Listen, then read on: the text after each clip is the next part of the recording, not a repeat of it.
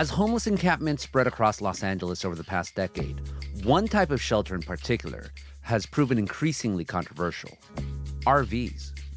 425 of these RVs lie within a 6-mile radius, and 10% of them are on LA City land. The other 90% fall within unincorporated LA County, which makes solving this crisis even more challenging. Although they're more stable than a tent or a tarp, homeowners accuse RV owners of taking up parking spaces. Environmental activists accuse them of polluting the environment. City workers ticket them for not moving, all while some residents push politicians and cops to enforce laws that would eliminate these RV encampments altogether.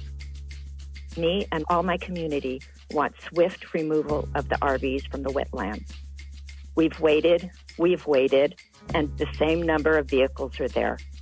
One of the main issues is that living in an RV can be especially dangerous to the people who live in them. However, despite the many conversations around RV encampments, the people who actually live in them find RVs to be reliable shelters and embrace the encampments as a community of their own.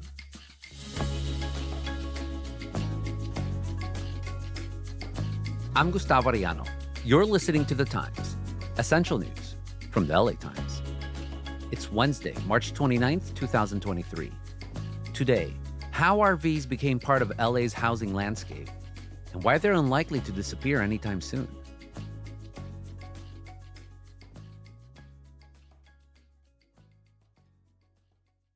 Covering all this is LA Times columnist Erika D. Smith. Erika, welcome as always to The Times. Thanks for having me back. So RV encampments are all around Los Angeles, but you recently wrote a column about a specific one, about people living on a stretch of Jefferson Boulevard near the Bayona wetlands, which are near LAX. What made you write about this particular area? Well, this is an area that I've noticed because it's not too far from where I live. And this is probably my third or fourth time writing about it. I've been tracking what's going on there since the pandemic started. And, more recently, I noticed there was a fire that happened over there. I woke up one morning to helicopters overhead and police sirens and ambulance sirens. And then I came to find out that there was a fire over there. An RV had caught fire. A man had died, one Woody Akitas. And I didn't know him, but I knew a number of his friends, including Wendy Lockett, who I talked to several times before. And I also talked to his girlfriend, Melissa Grady. What were they saying about who Woody was, what happened, what had been going on? Yeah, so Wendy and Melissa were the people that I talked to the most. And, they knew him really well. They said he was a Hot Wheels collector. I guess he had something like hundreds of Hot Wheels in his RV. But he originally was from somewhere in the valley, and he'd been out there for a couple of years. He was actually one of the longest running tenants of that encampment. And he was apparently a nice guy.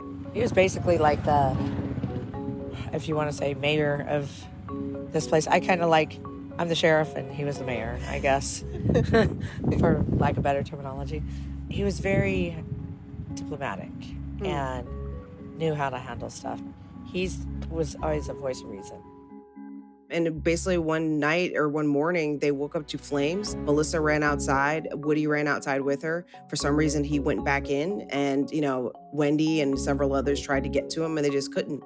I went to go yell for a fire extinguisher, and he turned right around and went back in. I was, screaming for my boyfriend. You know what I mean? And, waking myself up from a dream. You know what I mean? I thought I was going to wake up and they'd be like, dude, I had the craziest dream. And Yeah. They felt like he was a loss to that community.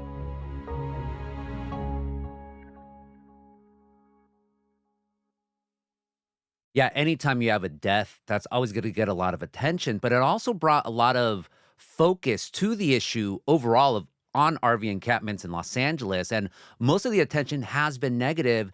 So what are the issues around them? Yeah, I think that the biggest issue is how unsafe they are. I think both to the tenants of those encampments and to the neighborhoods around there. I mean, reality is most of the RVs are mostly uninhabitable. They're dilapidated. Sometimes they're leaking oil fluid. A lot of times they're not moving, and they're just can be dangerous. And a lot of people set fires in them to keep warm or to cook. There's all sorts of problems that can go wrong with encampments. And so, we've had a buildup of them, the pandemic, where we had a number of people who parked RVs on street corners and under highway underpasses. And another concern over on the west side here is the Bayona wetlands. I mean, this is an RV encampment that's been parked alongside, what many consider to be an environmental treasure. It took a long time to restore this stretch of green space, and it's been a home for bird watchers. It's a byway for a number of birds that come through here every year. And, the encampment alongside it, there's been RVs that have been leaking different types of fluids. There's been people camping actually in the wetlands. There's been people cutting down trees, people using the area as a toilet, and some other other nasty things like that. And this fire is just one more thing. I mean, this fire happened right before the rainstorms we had. So a lot of the debris and a lot of the nastiness washed right into the wetlands before the city could tow the RV away. So it's just one of many, many concerns that has added to the issues over in RV encampments. So that's what homeowners say. That's what city officials say. That's what environmentalists say. But what do the people who actually live in the RV encampments say about their situation? Well, to them, at this point, it's become a community. I mean, you got to remember these RVs have been sitting there for years. In some cases, the same people with the same vehicles in the same spot. They've gotten to know each other. They consider these areas their neighborhood, their neighbors, their part of their community. And this is definitely true on Jefferson Boulevard. What people don't understand is it's not easy to live exposed. It really isn't. I mean, your life is on display, and you're ridiculed constantly. We get people that drive by here honking and yelling and screaming. We've had poo flung at us. Someone threw a rock and hit my dog in the ear. So, I mean, we get accosted quite a bit. And for the most part, it's simply because we have less than others. They consider themselves members of RV encampment. They're temporarily housed. They live on Jefferson Boulevard. They're not homeless in the way that I think probably most housed people think that they're homeless. And I don't think they don't look at themselves in the way that, say, people who live in tent encampments under a highway do either. They don't look at themselves as that transient. And so, when a fire, for example, like this happens with Woody Akitas, Woody dies, I mean, people mourn him like you would a neighbor. There's a bad apple in every crowd, but there's a bad apple in every crowd when you live behind walls, too. We're just exposed, and it makes it hard. There are people here and in every homeless encampment that, unfortunately give us all a bad name, but that's not all of us. This guy that passed away was a really good guy. He was like a brother to me. And so they, of course, want to be in permanent housing. I just don't believe that most of them believe that it's even possible. And they're really not willing to go and take a temporary situation like a motel room or a hotel room. They want permanent housing because they feel like they're already in an equivalent of temporary housing. How did we even get to a place where RV encampments are all across Los Angeles? Well, a lot of this started, during the pandemic. We had, obviously, everybody was on lockdown. It's hard to remember now. It was 3 years ago at this point. There was a fear that by moving unhoused people around, forcing them into congregate shelters, that we'd basically be exacerbating the spread of COVID-19. And so the idea was to let people kind of shelter in place, not jostle them around too much. And so one of the things that came out of that was allowing people who lived in RVs and vehicles to kind of park in one spot. And so that, as we saw as the pandemic moved on, poverty skyrocketed despite, some of the, initiatives and federal funding that was out there. We saw an increase in homelessness to an extent. And we had people living in RVs, we had people living in vehicles, and they stayed there. And so now people came back outside after a year and a half of being in their houses, and they noticed that there were RVs parked on their block or there were vehicles parked on their block. Another big issue that folks in RVs have to deal with is these so-called street sweeps or cleanups. What exactly are those?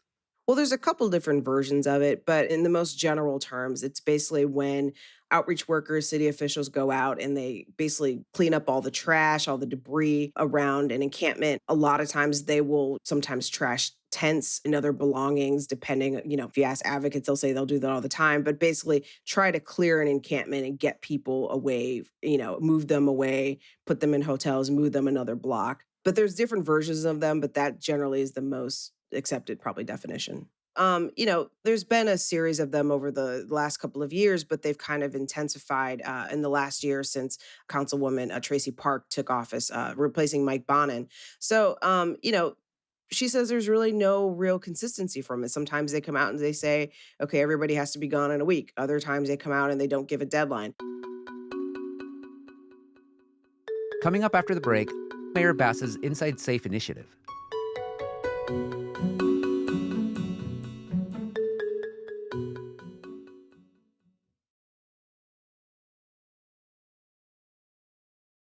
So these RV encampments and the focus on them is happening as LA Mayor Karen Bass is still rolling out her plan that she promised on the campaign to get unhoused people into permanent housing. So what's the latest there? So, just recently, the mayor announced that she expects to get about 4,000 people into housing in their first 100 days in office, which is approaching rapidly. Only about 1,000 of those are under her Inside Safe initiative, which is the thing that she's talked so much about since taking office. My Inside Safe executive directive and initiative represents a citywide, proactive, housing-led strategy to bring people inside from tents and encampments for good and to prevent encampments from returning.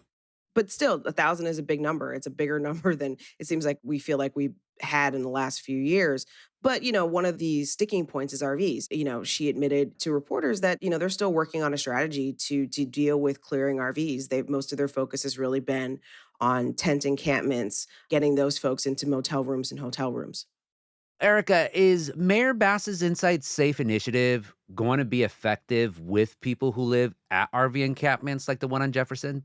Well, it was interesting when I spoke to the mayor before writing this column. She actually confessed that they had looked at Jefferson Boulevard as one of what was hoping to be the initial site of Inside Safe to get people in. But then they ran into a number of problems, among them finding places to put the RVs. They thought they had identified a lot near LAX, which is only a few miles from the encampment, but found out that it was going to cost hundreds of thousands or close to $1 million to store these RVs, which is an astronomical figure. And so their question really became, do we spend this money on parking RVs for people, or do we use that money and get people in tent encampments off the street and into motels? And they chose to do that. And that, in some ways, that money was what was put towards Venice and clearing one of the earliest encampments back in January. I think the hope eventually is that Inside Safe will address RV encampments, but right now it's not really approaching that issue. And the city, there was a lot of pressure for the city to lift a moratorium on towing these vehicles, and they finally did that last year.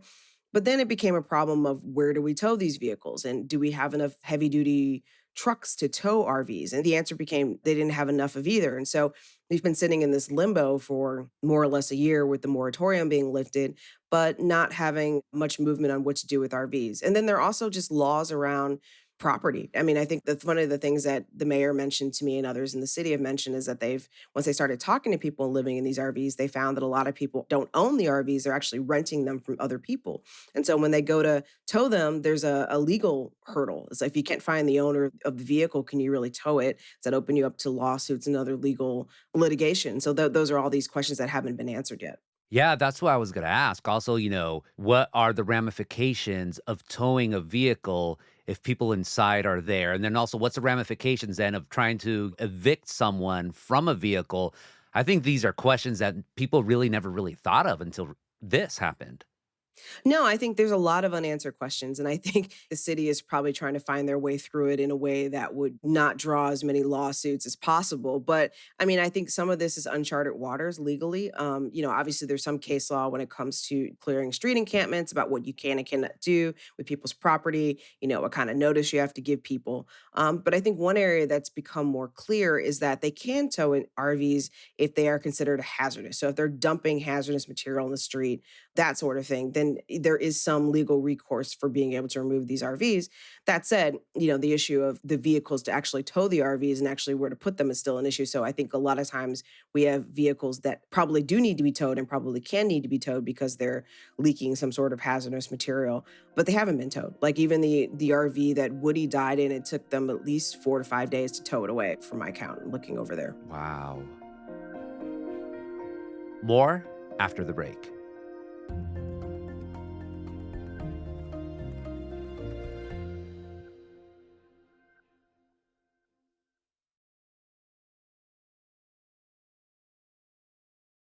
Erika, these RV encampments, they consider themselves communities.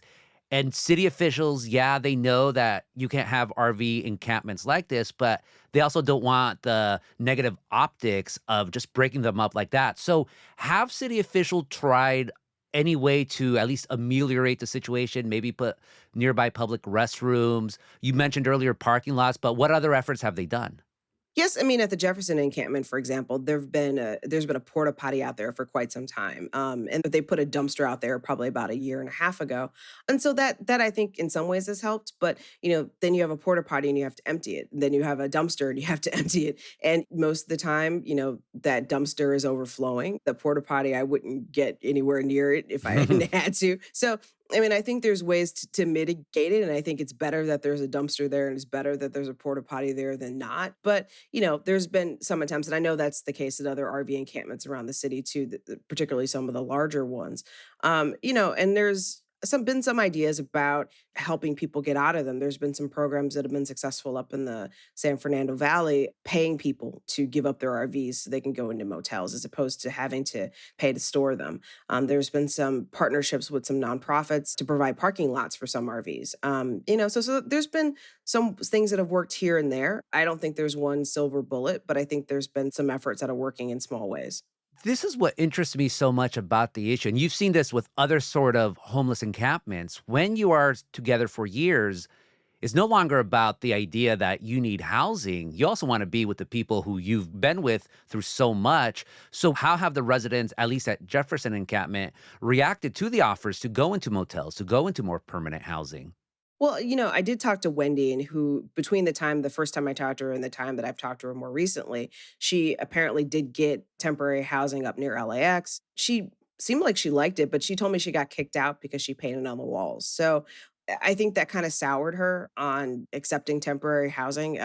There's a fear that they'll lose it, right? And then if you give up your RV and you take your temporary housing in a motel, or if you take your permanent housing through the city and it doesn't work out for one reason or another, then you're back on the streets and you're potentially even in a worse situation than you were to begin with because you're in a tent versus an RV. So I think that there's that fear. And I think there's also just a reluctance, like as you said, this is a community at this point. People want to go together. And so I think there's a couple different challenges in getting people to get off the streets. But I would say that all of them, I think, want permanent housing. I don't think anybody out there was going to turn down an apartment to stay in an RV across the street on Jefferson Boulevard.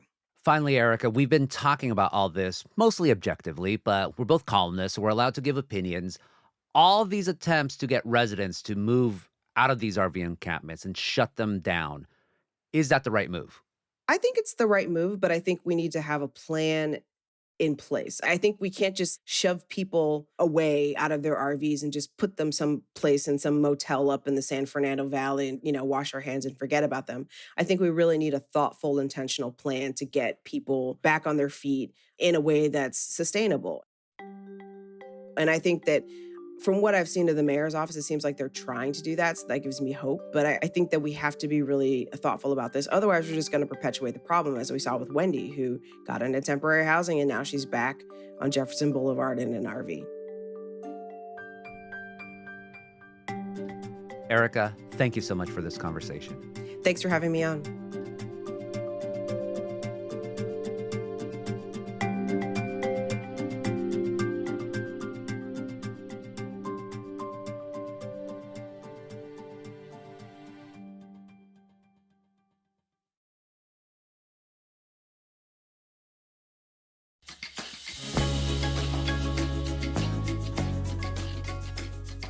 And that's it for this episode of The Times. Essential news from the LA Times. Ashley Brown and Denise Guerra were the jefas in this episode. It was edited by Hiba El-Urbani, and Mike Heflin mixed and mastered it. Our show is produced by Denise Guerra, Kasha Brasalian, David Oledo, and Ashley Brown. Our editorial assistants are Roberto Reyes and Nicholas Perez. Our fellow is Helen Lee. Our engineers are Mario Diaz, Mark Nieto, and Mike Heflin. Our executive producers are Jasmine Aguilera, Shani Hilton, and Hiba El-Urbani, and our theme music is by Andrew Eapen. Special thanks to Fox 11 for allowing us to use their clip. I'm Gustavo Arellano. We'll be back Friday with all the news and desmadre. Gracias.